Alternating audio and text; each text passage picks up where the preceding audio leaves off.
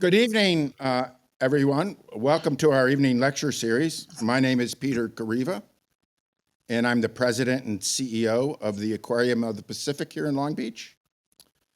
And tonight we have a really sort of special event because it's not just going to be a lecture, it's going to be an interaction about food and aquaculture. And I think any of you who think about the environment or care about the ocean or care about climate change, you all recognize that food can be part of the solution or it can be part of the problem.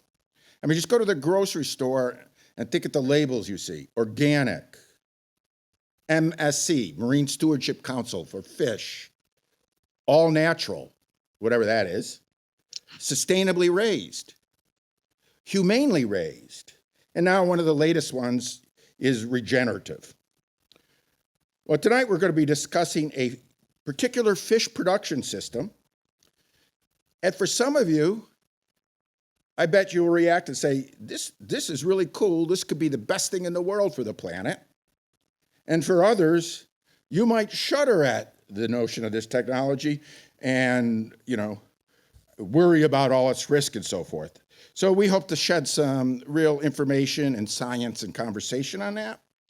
We're going to talk about farmed salmon and aquaculture, and in this particular case, about genetically engineered GMO salmon. The particular salmon is called Aqua Advantage, and the company that's producing it is Aqua Bounty, and you'll hear more about it. Our initial speaker, if you will be Dr. Mark Walton. He has a PhD in agronomy, a lot of experience in biotechnology related to food systems, and he's now the Chief Technology Officer for Aqua Bounty. So he'll be telling us about this technology and how it works and why it's sustainable. But we're not going to let him off the hook with just telling us how it is. In the other corner will be Dr. Michelle Marvier. She's a professor at Santa Clara University.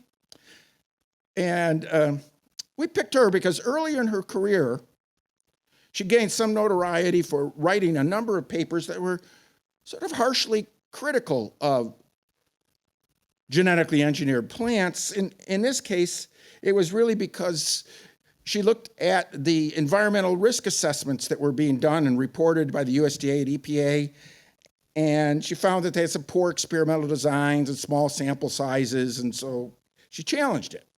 And maybe 10 years later, after a lot more work had been done, she did the first large meta-analysis. A meta-analysis is where you synthesize the results of a lot of experience, and kind of flipped her view and recognized that for that suite of data and those suite of plants, that the non-target effects of the GM crops were minimal. And in fact, from an environmental perspective, they might be the best thing you could do for the environment.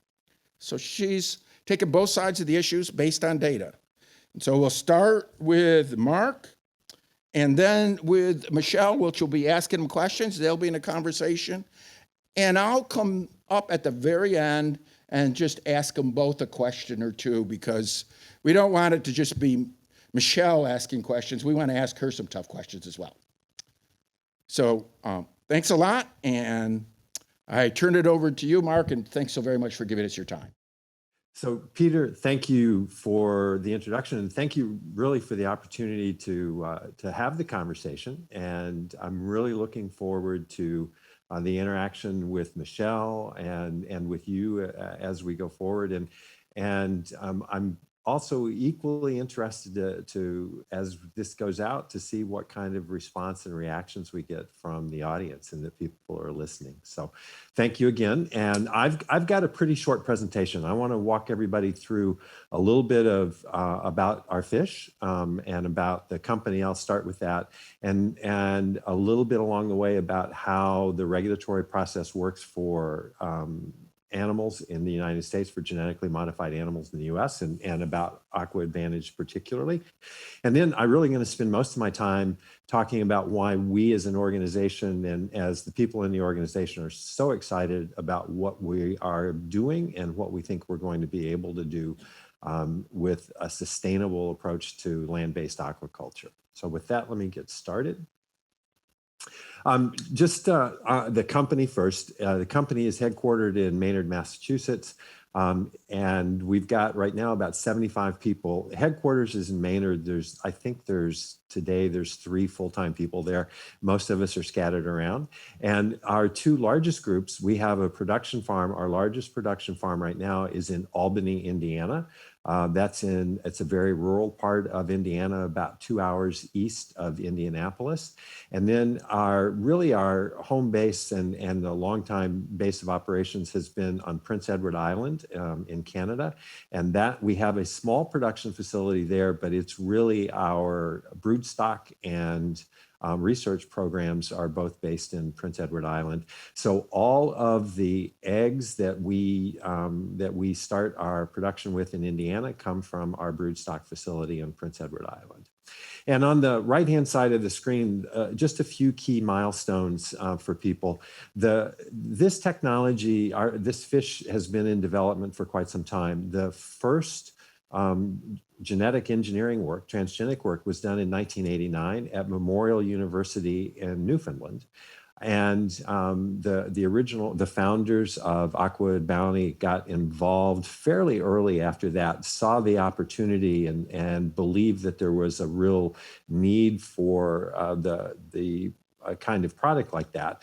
So got involved and licensed the technology and the fish. The regulatory approval for Aqua Advantage, and so the abbreviation there, AAS, is Aqua Advantage Salmon.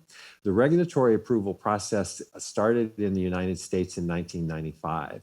And let me just give everyone, the listeners and the viewers, just a quick overview. In the United States, genetically modified crops are regulated by the U.S. Department of Agriculture. Genetically modified animals are regulated by the Food and Drug Administration. And we went through basically a 3-phase approval. There's 3 components to an approval. The first thing that FDA asks is, does the change that you're making have any negative impact on the health of the animal itself? So target animal safety. The second is, and this would for a food animal, is, well, would the food products coming from those genetically modified animals have, pose any risk to humans who might consume them? We also look at animal consumption, because in some cases byproducts from livestock are used for other animal feed. And so they look at both human and animal safety. And then the third, and frankly for Aqua Advantage salmon, the largest component of the regulatory process was really focused around the environmental risk. Salmon is obviously a very important food fish globally. Atlantic salmon is in the United States, it's the second most, or salmon is the second most widely consumed seafood in the United States. And Atlantic salmon represents over 80% of the total salmon consumed by farmers or by consumers.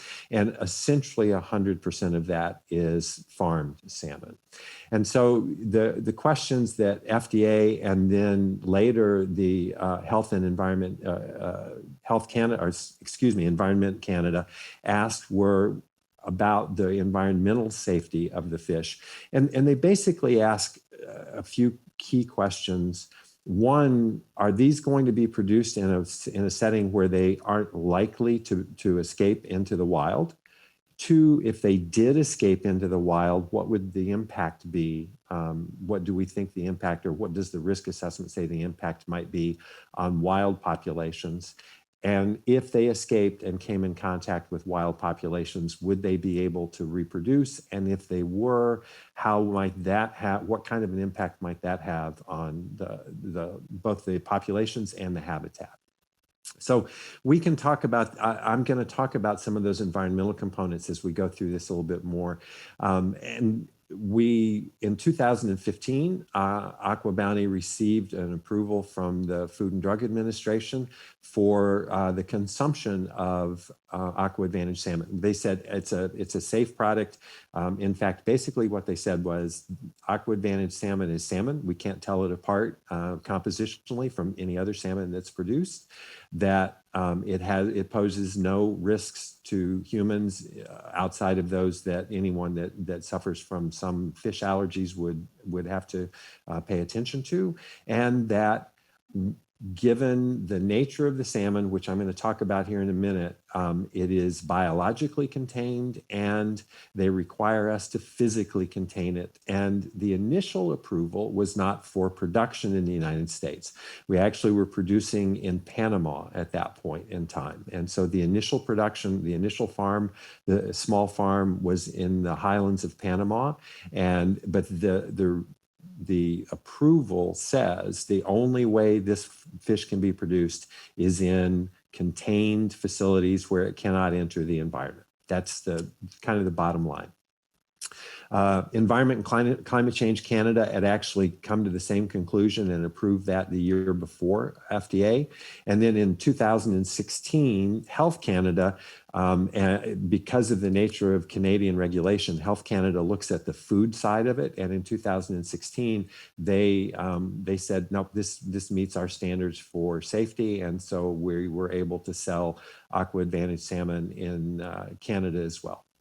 In 2017, we purchased the farm in Indiana. It had been an operating aquaculture facility for freshwater fish.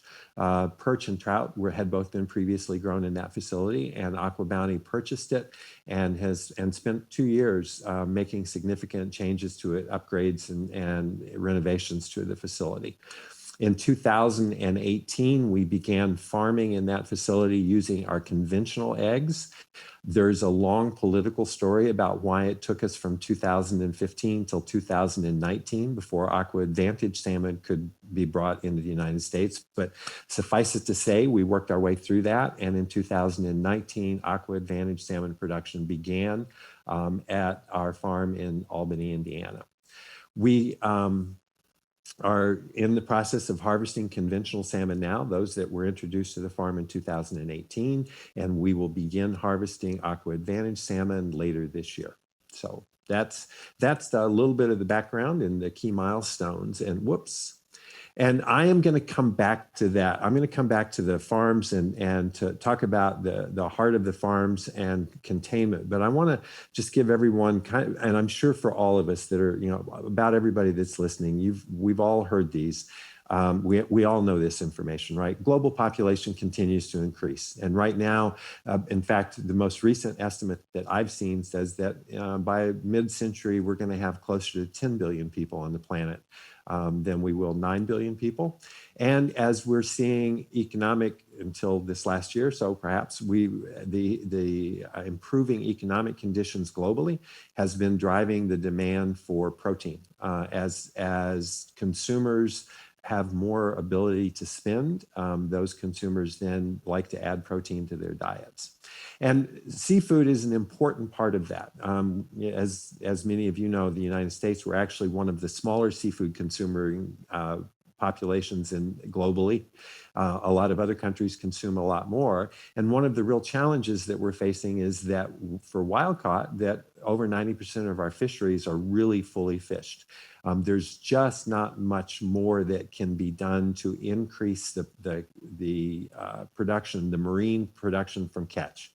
And so aquaculture is an incredibly important component and will be an increasingly important component of seafood supply, not just in the United States, but globally as we go forward. And when you combine that with some of the other issues that we're all dealing with, the impact on climate from humans and the fact that we all have to be very cognizant of what we're doing from a carbon dioxide emission standpoint. And in sea cage farming, which is where right now the vast majority of salmon is produced, there are some limitations to that. in terms of the environmental challenges that salmon farmers face dealing with fish that are being grown in net pens. And those are really some of the drivers that have moved Aqua Bounty to the place that to being in existence and where we are today and where we're going. And just to follow up on that, the demand for protein that is going up, so you start to ask yourself, well, where is this protein coming from? And one of the factors that you have to take into account is the efficiency with which protein is produced. And so if you're looking at beef cattle, for example, it takes about 6 pounds of feed to produce a pound of protein that we can consume. The most efficient outside of fish is poultry at a 2-to-1, and fish are a 1-to-1. Now, that's a generalization. And in fact, I'm going to show you some data that says you can do better than that. We can produce a pound of protein with less than a pound of feed going in.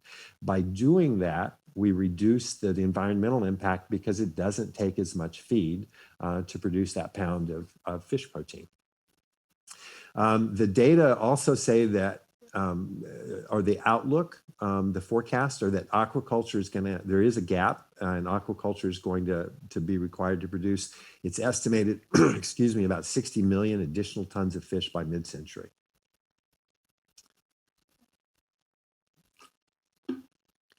Aqua Bounty believes that there is an approach to this that will reduce the impact on the climate, on the environment, and provide high quality protein to people in a very sustainable way.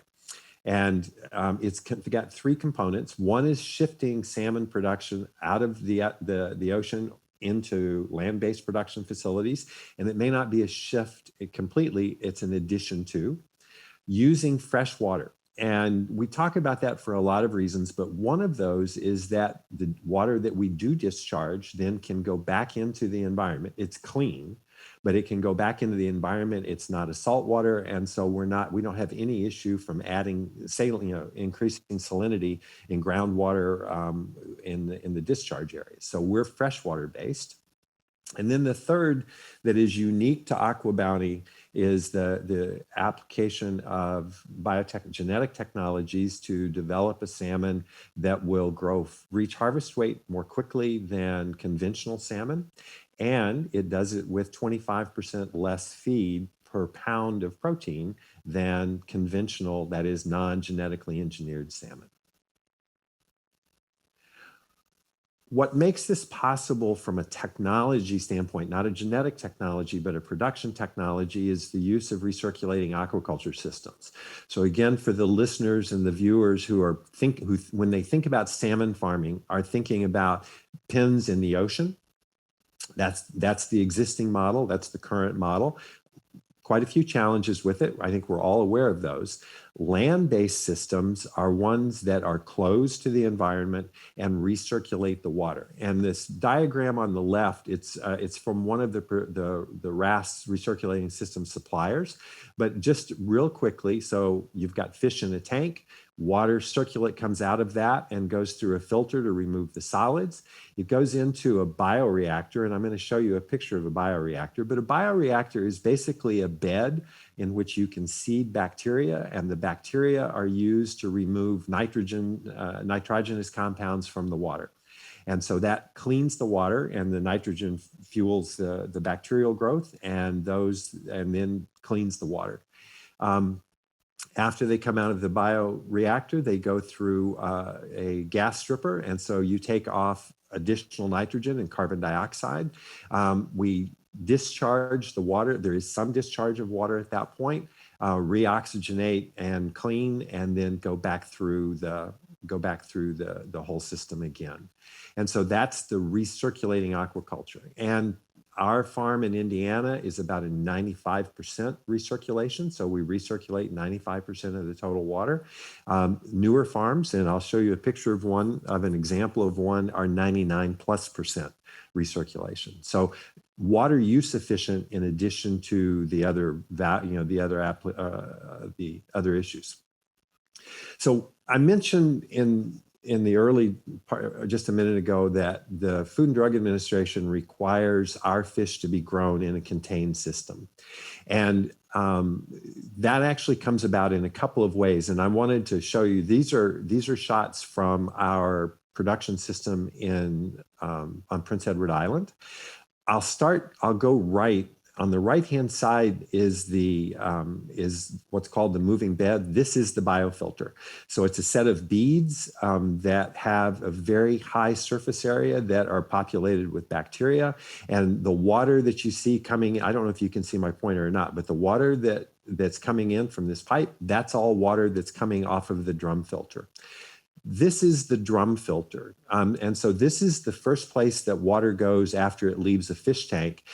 And it separates the solids from the water, and it's a 6-micron filter. And so that means only particles smaller than 6 microns can move through this filter. That's a pretty good physical barrier for anything at any fish at any life stage, including a salmon egg. Salmon eggs won't go through a drum filter.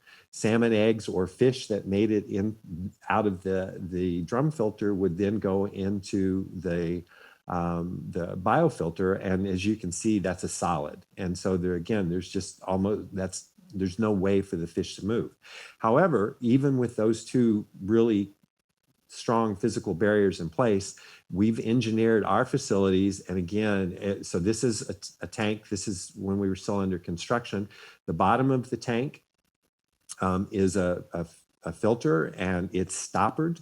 And the only water that goes through has to fit through the holes in that filter before it can go through. And the fish that would be in this tank are all much larger than those holes. And then if you can see my pointer, up on the side of the tank is what's called the side box. And about 90% of the water from a tank exits through the side box. And to get into the side box, it has to pass through another physical barrier. And so in our farms, from the time if you think about water flow through a recirculating system, from the time water flow comes in until water flow exits the farm completely, there are a minimum of 6 physical barriers that it goes through. And in some parts of the process, there are as many as 8 barriers. And that's for every life stage. So everything from a 5-millimeter salmon egg all the way up to 4.5 kilo or about an 11-pound harvest-ready fish. So physical containment is a key component. When regulators ask a question about environmental risk, with crops and with some livestock species, animal species, you could actually run experiments in nature, or at least in natural conditions. You can't do that with salmon. We can't release them. And so at the end of the day, it's the ability to contain the fish that provides for the environmental security and reduces the risk to the environment. There are other components, and I'll talk about that. Okay, just a couple of pictures. So this is the grow out facility in Albany, Indiana, which is a pretty small farm, but it will produce a little over 1,000 tons of salmon a year out of this farm. And this is the grow out. So these are the largest tanks on the farm. And then this is a picture from a RAS supplier. We're in the process of designing our next farm, which will be about 10 times the size of the Albany farm. And the RAS technology has come quite a ways since the Albany farm was built a number of years ago, and is even better in terms of water quality, maintaining water quality, keeping the fish incredibly healthy, and reducing the risk of environmental impact. AquaBounty is not the only organization that's looking at land-based salmon production. The data on the left are from a Dun & Bradstreet analysis from 2019, showing amount of salmon, the volume of salmon in terms of tons that are forecast to be produced in land-based farms in the United States. And so you can see that they're not all under construction yet. In fact, on the right, you can see, so here we are at AquaBounty, Atlantic Sapphire, which is the largest of the land-based producers right now. Their operation is in Florida. They have begun harvesting. out of their facility. And then these are all operations, these are all planned that the companies are talking about them. So it's not just Aqua Bounty. It's not just genetically modified salmon. None of the rest of these organizations are using genetically modified salmon. They're all using conventional non-transgenic salmon. So what is it about Aqua Advantage salmon that we think is an important component of this? And so first of all, let me just define it for you. Aqua Advantage salmon, by definition, is a sterile, all-female Atlantic salmon. It has one copy of a gene from a growth hormone gene from a Chinook salmon, and one copy of what's called a promoter. It's like a switch to turn a gene on and off from the ocean pout.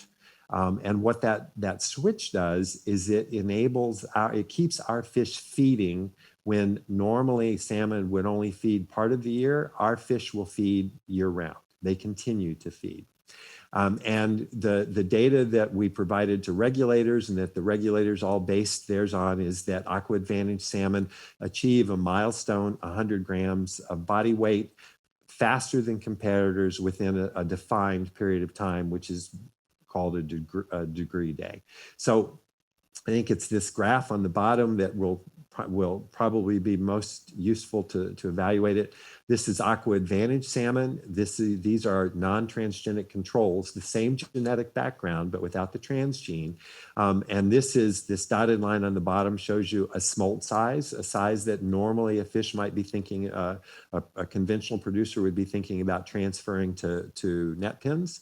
And you can see that we reach that size more quickly. And then more importantly, frankly, for us, we reach market size about 2 times faster.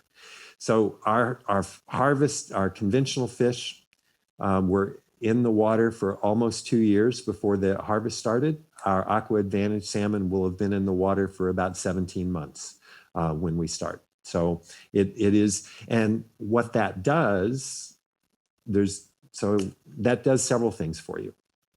The faster growth reduces the amount, it reduces the length of time that you're in the water. Therefore, it reduces the total amount of energy that's required to produce that salmon. Ours happens to have an improved feed efficiency. So therefore, we're using less feed to produce that salmon.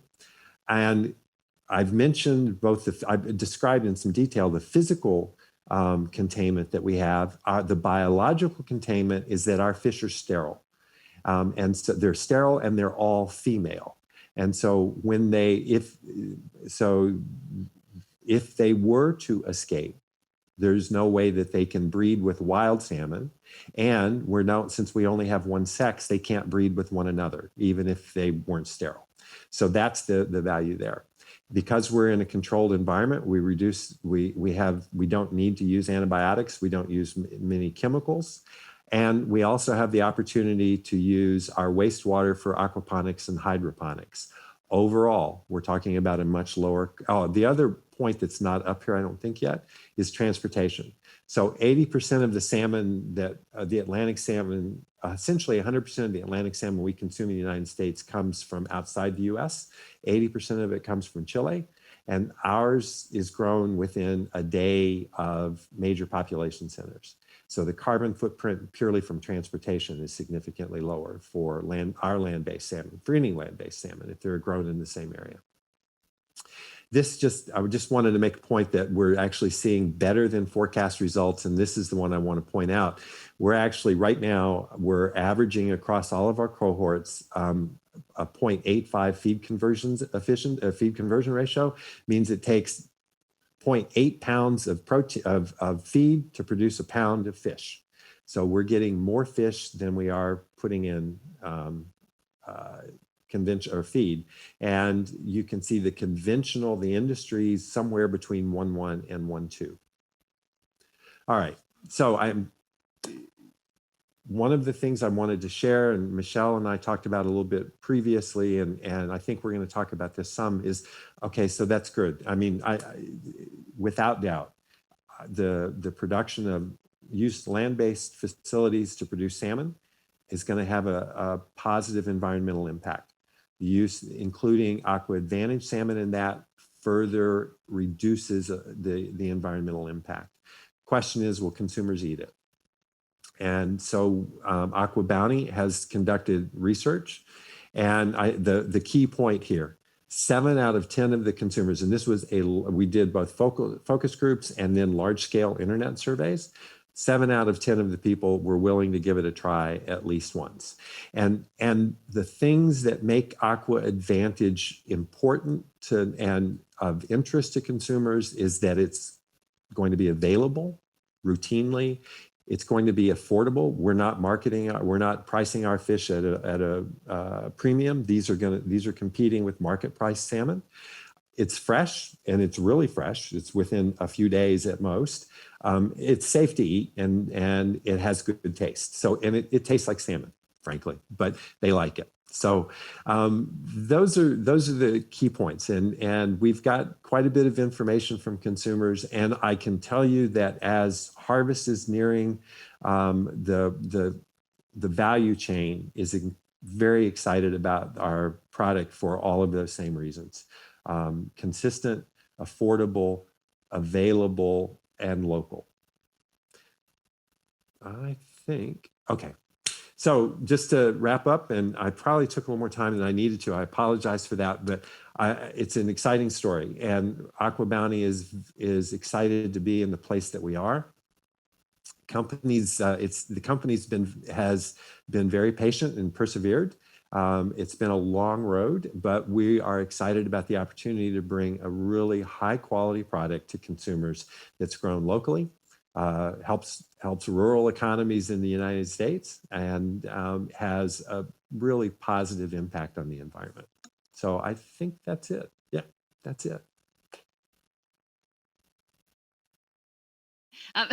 Thank you, Mark. That was a wonderful talk. I really appreciate that. And I have a ton of questions. I learned a lot from your talk, and so I have some follow-ups for you.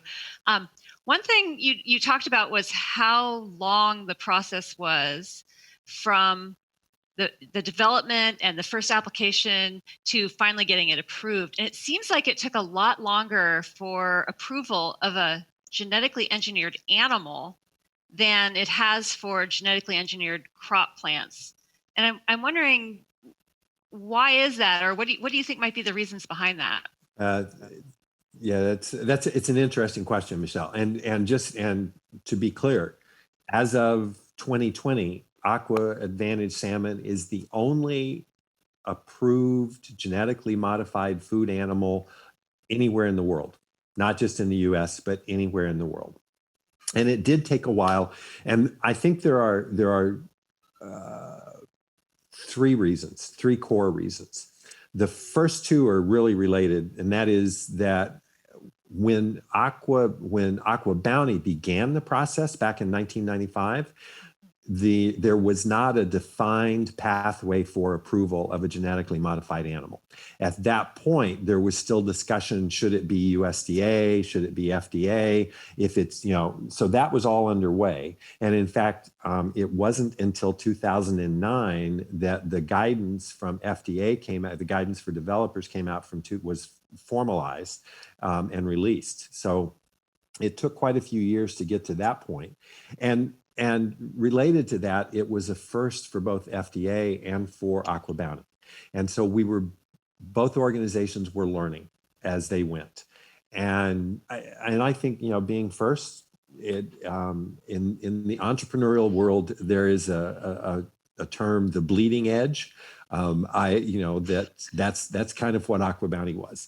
And then the third reason is one that I don't want to overemphasize, but it's not true either. And that's the political resistance. And it wasn't political in the sense that it wasn't kind of conventional politics that stood in the way. It was the concerns by public and the folks who've appointed themselves as kind of watchdogs for the public on these kinds of issues. They asked good questions at times, but frankly, they were also those people who are really opposed to genetic modification, and those technologies saw Aqua Advantage as kind of the last straw. If an animal was approved, it would open the door for additional approvals. And I think that was a key component. And so Aqua Bounty had to learn how to do the regulatory work and worked with FDA to do that. And at the same time had to keep the public engaged in a positive way and bring as much information as could be brought to bear on the subject to keep things moving. So it seems like you've probably made the path a little easier for a next genetically engineered animal to possibly come through that regulatory morass. Now, you kind of paved the way. Yes, you're right. And there are a number of other animal species that are products that are in the pipeline right now, the regulatory approval process. The other thing, though, that has changed, and just again, this is an aside almost, is that we're the only transgenic animal, and we may be the only transgenic animal. Others are using or have moved on to the next generation of technologies. So they're using, I think probably everybody's heard the term, at least CRISPR. They're using something like CRISPR to edit. And Right. So the ones that are going to come through are not likely to be transgenic in the near future. Yeah. So it seems to me that there's really two distinct things going on with the Aqua Bounty Aqua Advantage salmon. One is moving to land-based aquaculture, and that's going to solve a whole bunch of problems that people have identified with the net pen ocean aquaculture. And then there's the fact that it's genetically engineered. So I kind of want to separate those a little bit and talk about each one in turn. Okay. So the land-based aquaculture, that's going to solve a lot of problems of disease spread, the sea lice problem and spreading sea lice to other aquatic species, the local pollution due to, concentrating that many fish in one spot. Some of the worries about, orcas and sea lions that are trying to get at all those salmon, and everybody's trying to deter them, and the potential for escapes. So just thinking about this shift to land-based aquaculture, it seems like there's many problems that are solved. And in terms of environmental pros and cons, many good things there. I think one of the potential cons, though, is the amount of energy that's going to be used to run the facilities. It seems very, energy intensive to me. So I wonder if you could say a little bit about where the energy is going to come from. Can it be sustainably sourced? Another really good question and a really key point. And first of all, you're absolutely right. Energy. So the two cost drivers in a recirculating system are energy and feed. Right? Those are the two biggies. And one of the reasons that we think Aqua Advantage is going to be an important part of our system, at least, is that we get to market weight faster and we take less feed to do it. And so one of our key performance indicators is kilowatt hours per pound per kilogram is what we look at. And so we're constantly looking at that. And part of the design for the new farm, one is what are they doing? What are the RAS developers and designers doing to reduce the energy requirement? And then the other, as we've looked at locations where we've incorporated into our site selection component availability of alternative energy sources. So could we put wind in? Could we put a solar farm in? If you're going to go with fossil fuel, is natural gas available? I mean, so there are certainly things that can be done and that we are looking at, and I'm sure that other producers are looking at those same things because, like I said, it's one of the cost drivers. Yeah. Well, that's interesting. And the other thing is it will use land, and land is at a premium for other things like agriculture and other things that could be done with land. So that's sort of another potential downside of moving to land-based compared to using ocean space potentially, right? Yes. I'll make the point about ocean space, though. If you're thinking about one of the challenges that conventional salmon farmers have right now is that there's not a lot of coastline left to grow. And so there is limited space. And if you come back into the same locations, it contributes to some of those problems that about you're concentrating number of fish, the pollution, and the potential impact of escape when that occurs, right? So it's not that there's an infinite amount of ocean that's suitable for salmon production. Mm-hmm. On land, our farm in Indiana is surrounded by corn and soybean fields, but it's in a particular part of that county where it wasn't good cropland. And so we're not taking cropland out of production. And in fact, none of the locations so we're in the process of the final stages of site selection and then design of our next farm. None of those locations are on cropland. They're in marginal areas where crops aren't being grown. So what that does is that allows us to then actually to produce protein on land that otherwise you might have grown cattle on. You could potentially have put hogs or chickens on, depending on where you were. But we're going to put a salmon farm on them. So we're not taking arable land out of production. Interesting. Okay, so I said initially there's two parts to it. There's the moving to land-based, and then there's the fact that it's genetically modified to grow really fast. Right. And I see how getting it to grow quickly is a good thing because you're feeding it over a shorter period of time, and all the energy that it takes to raise it, you're using less of over time, over its lifespan. You mentioned at one point that you're using fresh water, and I didn't realize that. So these salmon never become smolts. They never smoltify, as in becoming ocean. No, they go through they don't go through the complete smoltification process. You're right. Because they're never exposed to the saline, the brackish water that starts that, or then to salt water. That is fascinating. Wow. Well, now, is that specific to Aqua Advantage, or is that's something you could do with any salmon in a land-based aquaculture system? Yep. Salmon don't have to go to saltwater. So there's a population of salmon in the Lake Michigan they grow just fine in freshwater. Okay. So the only difference is their growth rate. That's the only difference. Their growth rate and their feed efficiency. So it's, because you could grow faster, but even require more food potentially to get there. Ours is both faster and more feed efficient. So those are the two key components. Interesting.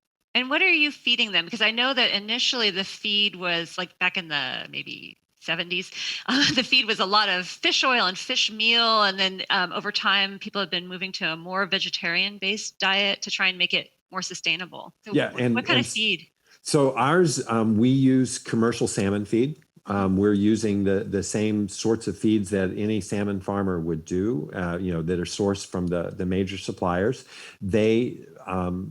And as our salmon go through different life stages, the amount of marine product that's in the fish, fish oil, fish meal, decreases as they get larger and larger and becomes more and more plant-based. So it's never 100% plant-based. There's not been a 100% plant-based diet that's worked as well for salmon. So there's always some marine. But I will tell you, there's a lot of work underway to, we were on a call just the other day with some people who are looking at algae and algal oil as an alternative to fish oil. So the feed manufacturers are as interested in moving out of the fish products as any of us are. So I saw an article recently that was about black fly soldier larvae that could be part of the feed, and that actually has a lot of protein and it could be very sustainable. Is that something that Aqua Bounty would look into if it becomes proven? Yes, we certainly would. We're in an interesting position in that we're not a feed manufacturer, and we don't envision ourselves becoming. And so we will evaluate alternative ingredients, and then we'll have to work with the feed companies and go through the process with them. And they're interested in those things as well. I mean, they're looking at those. So it's not so yes, we're definitely interested in those, and we will work in the most efficient way to try to find those alternatives. Interesting. Yeah. In some ways, it kind of sounds creepy, but of course, salmon eat insects in nature, so it's not weird at all that they would eat insects if in their diet. I mean, when they're young, they eat little aquatic invertebrates. No, exactly. Yeah, Yeah. it's not at all unusual. Yeah. Right. So I understand that Aqua Bounty salmon is available in Canada. Like people can eat it currently. It was that was all fish that was product that was harvested from Panama. And we Okay. closed Panama a year and a half ago. Okay. And so right now there's no Aqua Advantage anywhere. So it will begin to be back available in the U.S. in late this year, and in Canada early next year. And how is public acceptance in Canada, and does that differ at all from what you're seeing in the U.S.? You talked a little bit about public opinion, but not really comparing the two nations. And I don't have comparable data from Canada, so I can't compare data, but I can tell you that we work through the traditional value chain, right? And so we're selling to wholesalers, and they're selling to, they then to whether it's a supermarket or a restaurant or wherever. And they reported great results with it. They were very pleased with the product. They liked the quality of the product. The price of the product was comparable to what they were. And in long term, we think it's more stable than international sources, because we're land based. We can kind of predict what's going to happen, and so now there was no serious pushback at all in Canada. So I'm really excited to try the salmon, and I feel like it could be a really good environmental choice. How would I know if I'm getting it, or how could I find it? So that's I'll be honest, I don't have an answer for it. We are not branding the product, so we're not going to go out. I think Atlantic Sapphire, as an example, they're positioning themselves as more of a premium product, and I believe I can't remember what the brand is, but they're branding, and so I understand that you'll be able to see it. Right now, first of all, our production is small. 1,200 tons compared to what we consume in the United States is, we haven't moved the needle at all. So we're working through wholesalers who've got a variety of outlets for it, and are working with their customers to find the best homes for it. I don't know how much of it's going to end up on a supermarket, in a fish counter. I just don't know. And I'm anxious to hear the same thing myself, as to how do I tell my friends this is where you go get it? So. Yeah. Well, maybe you can set up a website so at least I can order a piece. Be glad to. Yeah. I'd really be excited to try it. I wanted to just change gears completely here and talk a little bit about your company. And you're employing 74 people at the moment. What do you think are the prospects for jobs if you can scale up, to something that actually does move the needle, at a big enough scale here? Obviously, there's jobs in coastal aquaculture. Would they be impacted at all, or is this just in addition? I think it's in addition to, Michelle. Our farms are going to be inland, land based, and so right now, out of those 74 people, about 30 of them work on the farm at the farm in Albany. We run 24/7, and so we run shifts, and we don't have a lot of people on any one shift, but it takes a fair number of total people. And the next farm, as I mentioned, we're planning, it's about 10x the size. So it's in the neighborhood of 10,000 tons a year of production. And that's going to take a staff of around 65 people. And those, a portion of those we call them aquaculture technicians. So they're the folks that are working with the fish. And we go from every life stage. So we get eggs in from Canada, and so we've got a hatchery there. We have to teach them to eat first feeders, and then you nurture them through each of the life stages. So we have, and our crews are specific to life stages. And that's as much, goes back to a point you raised earlier about the health. That's a biosecurity. We don't move people around within the farm. So you come into a work area in the farm, and that's the only place that you work that day.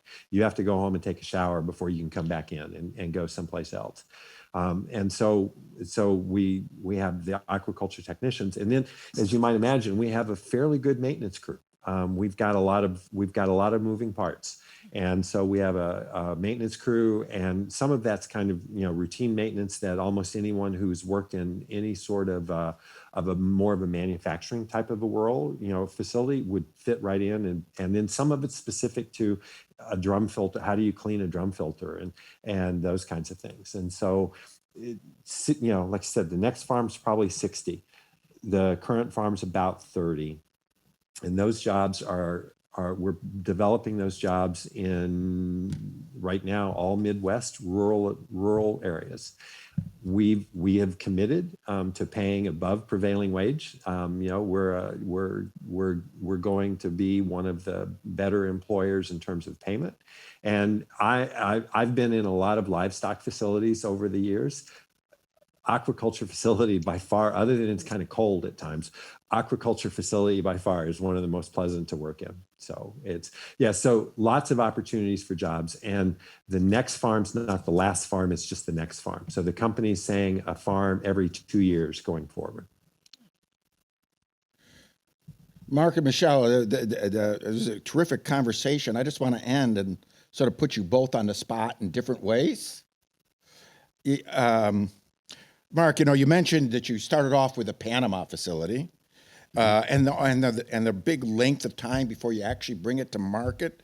That's not a unique story to Aqua Advantage or Aqua Bounty. You hear that with a lot of aquaculture and new technologies.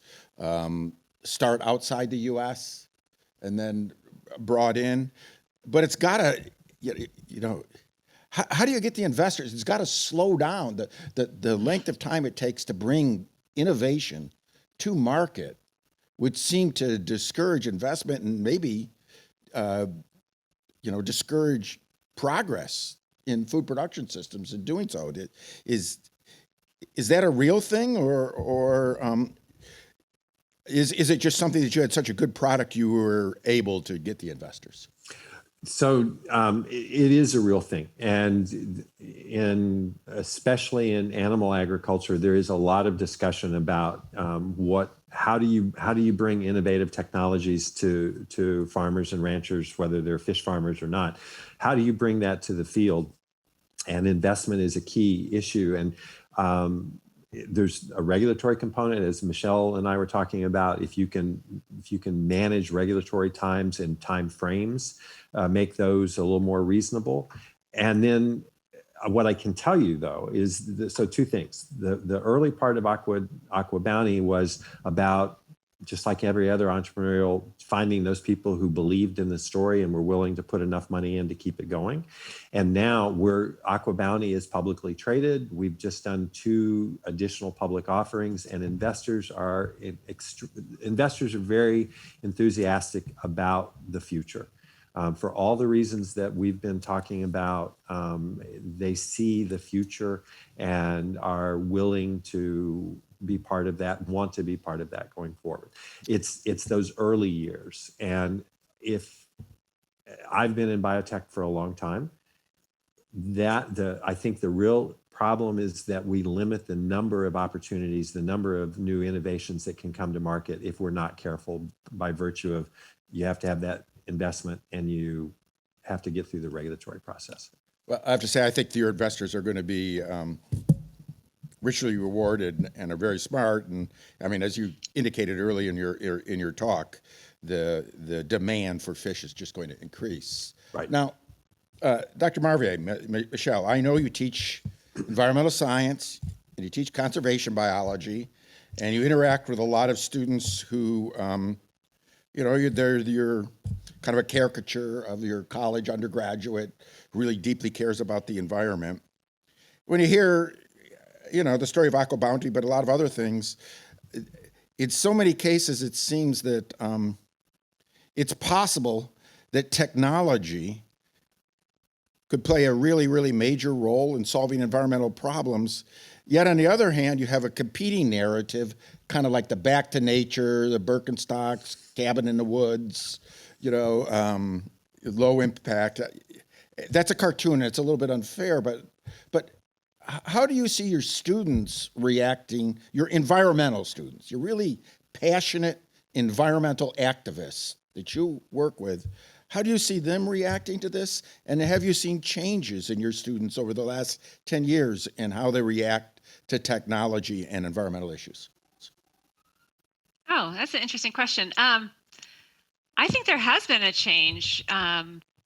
My students today are very open-minded. I think there is some wistfulness about, wouldn't it be nice if we could go back to the way things were? There's definitely some, I don't know if it's nostalgia or just a sadness, a realization that things are being lost. But at the same time, the students are pretty open-minded. And in fact, I was just asking them their feelings about genetically engineered corals and genetically modified foods like corn, and is one more ethical than the other? And I'd say almost all of them said they're both ethical, they're both necessary, because we have to take care of the corals. We've caused the problem and now we need to fix it. And we also need to do what we can to produce as much food as possible in as little space as possible. And so genetically modified crops, they were embracing that. And I think that is a real change over the last 2 decades that I've been teaching. That's fascinating. And well, a terrific conversation. And I thank you both for a wonderful evening.